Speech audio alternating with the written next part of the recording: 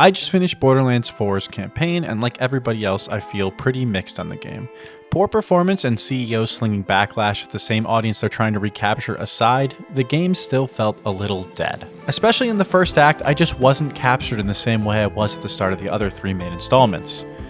After trying to unpack that, I think that comes down to a couple things. The first is the choice to use an entirely open world instead of segmented open world-like levels that lend themselves to curation. I think the benefit to keeping things separate in the way that they are in every other installment of the game is that quests can have entire zones built to cater just to them. Especially in Borderlands 2 and 3, where the varying zones are so drastically different from each other, you can essentially cherry pick a vibe you want and make an entirely new segment of the map just to match your quest perfectly. And to be fair, Borderlands 4 isn't devoid of this idea. There are a couple different vibes to the zones, and with the exception of the first zone, I actually really liked the look of the other zones. And a lot of the time, the environment is used in the same way as the other games, making winding paths and vertical treks the perfect place to throw a bunch of enemies to shoot while you're trying to help someone out with whatever they need. The biggest difference, in my opinion, is that large monuments and set pieces can become obstacles to find a way around, instead of playgrounds meant to bolster quests. I think the game understands this about itself actually, and it has a couple of answers. The first is, wherever you are, you can press a button and get a path to where you're going. The other is teleport points you can unlock to make getting around the map a bit easier. Neither of these are novel ideas, and their implementation isn't even worse than most other games that have similar systems, but when the previous option was to teleport to the zone I need and have it completely cater to what I'm doing at any given moment, this now feels like a chore. The second and arguably more obvious change is the lack of humor. And listen, this isn't my favorite either, but to some degree I think people have come to expect humor from Borderlands, even if it's been delivered in varying degrees of success. Claptrap even gets totally sidelined in this game, something that feels like an intentional choice to keep the game's tone a little less lighthearted. Claptrap actually comments on this himself in the game, and listen, less Claptrap is fine. I don't actually care what percentage of the game has Claptrap in it, but the complete tonal shift is jarring. It's the complaint I've seen the most about this game. Borderlands 3 got grilled for its over-reliance and at times poor execution of classic Borderlands humor. So it seems like they wanted to course correct and landed somewhere that feels lifeless. I think that criticism is totally valid, and it's felt through the entire playthrough. The last is a lack of a money sink. Cash and Iridium feel the most useless they ever have been. There aren't many skins to acquire in the first place, which is a huge bummer, and the ones that are there definitely aren't acquired through either currency. The SDU is now tied to its own currency, so there's no reason to save cash for that, and the slots are completely missing in this game, so I don't have anywhere to dump the rest of my money either. The vending machines and refighting bosses aren't enough to hold me over when it comes to spending this stuff. Thinking about it all just made me very frustrated with the game. The more I thought about it, the more I felt like my experience had been downgraded from what it was before. And the promising parts of the game made me even more confused why that meticulous care wasn't brought to the other aspects of the game. The weapons and gunplay feel as good as they ever have, if not better. The game's level scaling is really good, something the other Borderlands games have notoriously struggled with at times. Honestly, the only problem is that some of the bosses towards the end felt a little too easy. The movement is everything 3 was plus some, and this cast of characters from a mechanics standpoint might be the most well-rounded and polished we've ever gotten. But I still wasn't having as much fun as I thought I should be. I love Borderlands, so I wanted to try to see things from their perspective. Borderlands 2 has undoubtedly gone down as one of the best games ever made, and I don't disagree. It strikes the perfect balance of all the things I've talked about. Are there sections that aren't as solid as the others? For sure. But for the most part, they nailed it, and more importantly, the people who bought their game had felt like they nailed it too. So what do you do with that? You just made a game that will go down in history as one of the greats, and you're tasked with making a sequel. I think Gearbox assumed the right thing. You just try to replicate it, right? So what did people like about Borderlands 2? Borderlands is back and Borderlandier than ever.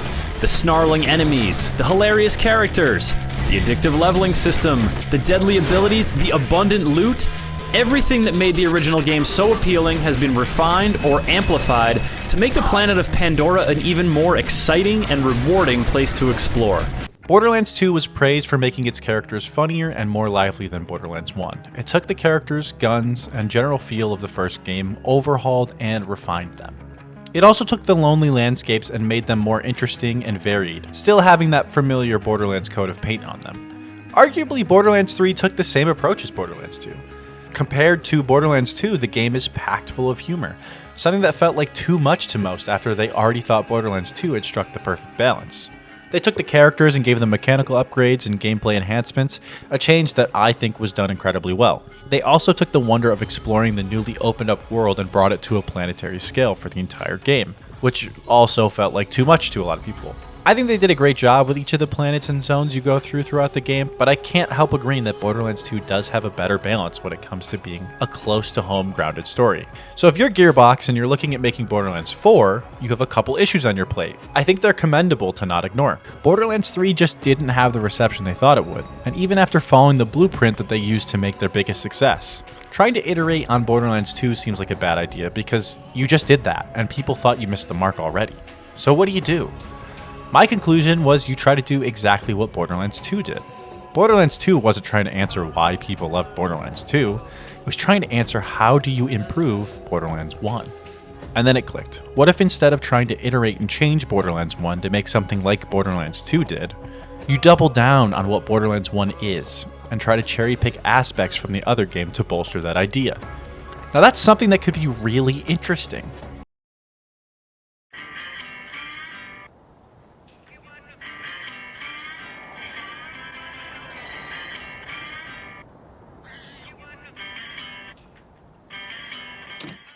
Borderlands 1 is still an incredible game, and even though some things haven't aged the best, it's still a blast to revisit. I love to go through each of the points of frustration I brought up in the first half of this video through this new lens and see how it stacks up. My first point was the open world. Borderlands 4 definitely feels like a departure from almost everything that came before it, but stacked up against Borderlands 1, it actually kind of nails it. If you love the Mad Max wasteland driving of the first game, this game has that and improves on it in every way. There are more random events to come across. The problem of wandering the wasteland after your vehicle has been destroyed is completely gone because you can just spawn a new one. Being at the behest of the big environment with only a marker to help you isn't a problem anymore. Just hit the aforementioned navigation button and you'll know where you're going fast. Thinking this way doesn't make me wish for the segmented playgrounds of 2 and 3 anymore. It makes me wish they had abandoned that altogether and fully committed to doubling down on an open wasteland. Like I said, there are a lot of things you come across in Borderlands 4 that feel more serendipitous because of the open world. I think that serendipity is very different than the relaxing structure of 2's side quests. But if they want to lean into that, having it go even farther would be great. My favorite part of games like Tears of the Kingdom is exploring the lively world and stumbling upon the happenings of the world. If Borderlands 4 committed harder to feeling spontaneous and open in that way, that might have been a huge win. Even dialing it back a bit to something more like Spider-Man, where the collectibles feel meaningful, and the marks around the map are filled with interesting challenges that use the game's mechanics to stretch them to their absolute limit. That would be incredible. The collectibles in Borderlands 4 are different, but really only in flavor. The paint, the bobbleheads, the echo logs all feel exactly the same to pick up. There are some exceptions that I think do a great job. The propaganda speakers are a collectible that require you to clear waves of enemies in an enclosed area to get a speaker operating again. Lost capsules are a collectible you retrieve and then bring back to one of your bases. Order bunkers act as mini dungeons, and evocariums are small environmental puzzles. I don't want to take away from how great I think these collectibles are in comparison to the others in the game, but to be honest, none of them feel like a real departure from the main gameplay loop either. All of them are mostly shooting or trying to get around getting shot. And honestly, it's not even that there's too much of this. I just want more that departs from this. Maybe a driving challenge or a gliding challenge with our newly acquired gliding skill, or even a puzzle or two I'd have to solve in each zone that isn't just walking where the beam is pointing. I've gone off on a tangent, and even if it's still not exactly what I would want it to be, it's a clear improvement from Borderlands 1, and to be fair, collectibles in the other games aren't any better. I would argue their style of collection fits their games better than they do in this game, but in general, Borderlands 4 does feel like the wastelands of the first game have been refined and built upon in non-insignificant ways. My second point was the tone of the game. To me, Borderlands 4 feels a little dead.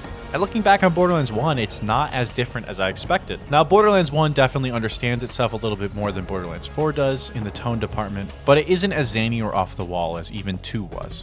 From the beginning of Borderlands 1, the dread is palpable and the humor is used sparingly, often relegated to specific characters. Another thing that honestly feels oddly similar to 4. 4 might not rely on this rust bucket as much as the first game does, but it does use characters to break up the seriousness sometimes. Honestly, I really like what they did with Zane in this game. His story feels like the most natural progression from 3. The difference in the current landscape is felt by him in an oddly meta-feeling way, but he still feels distinctly like himself, and jokes how he would in Borderlands 3. I also don't think taking Borderlands and making it a bit more serious is inherently a bad idea either. Many franchises with beloved tones have done a total 180 while preserving their audience, and in some cases being more beloved than what came before. The main problem is that I didn't care. Honestly, compared to Borderlands 2, Borderlands 1's story isn't nearly as engaging either. Neither story is bad, or even poorly told, but it's not as gripping as something like Handsome Jack's story is. And I know that isn't a fair comparison, but it's the standard of storytelling the series is up against and known for. It's like if after Portal 2 we got another Portal game with the emotional depth of Portal 1. Yeah, Portal 1 is incredible and it's groundbreaking, but Portal 2 broke the ceiling, and going backwards isn't really an option anymore. That's exactly how I feel about Borderlands 4. Even if its story stacks up to the first game, it doesn't matter because of the standard that's been set. Overall, it's definitely passable, and playing it safe is understandable after the reaction to Borderlands 3's campaign. But for me, I don't know, it wasn't enough. My last point was the money sink. There are no slots in Borderlands 1, and honestly even less to do with your currency. Even though I was harsh on it before, there's nothing inherently wrong with that. Having more money to buy guns and vending machines and ammo isn't ever a bad thing, and it makes looking through vending machines way more worth it, like it was in the first game. Honestly, in the other games, I didn't even bother with the machines because I had other places to put my money. In that regard, Borderlands 4 does a great job. The vending machines are better than ever. I see drops I could actually use way more often than any other game. And for a game I left feeling frustrated and underwhelmed, I think Borderlands 4 does a lot to improve upon the ideas of the past. And if you're a big Borderlands 1 fan but don't love the direction the series has gone after that, honestly give this one a try. I genuinely think you'll have a good time with it. Any analysis of why you don't like something is going to come off as harsh. I really genuinely had a good time with Borderlands 4. Its only crime is not feeling like the things I fell in love with from Borderlands 2. I definitely won't come back to this one as much as I do with the other games, but I'm glad it exists. It feels different at least. And if this feels like Borderlands 1, maybe Borderlands 5 will be this game's Borderlands 2. Or maybe they'll depart even farther into something the new generation of players can enjoy. I don't know. Thanks for watching.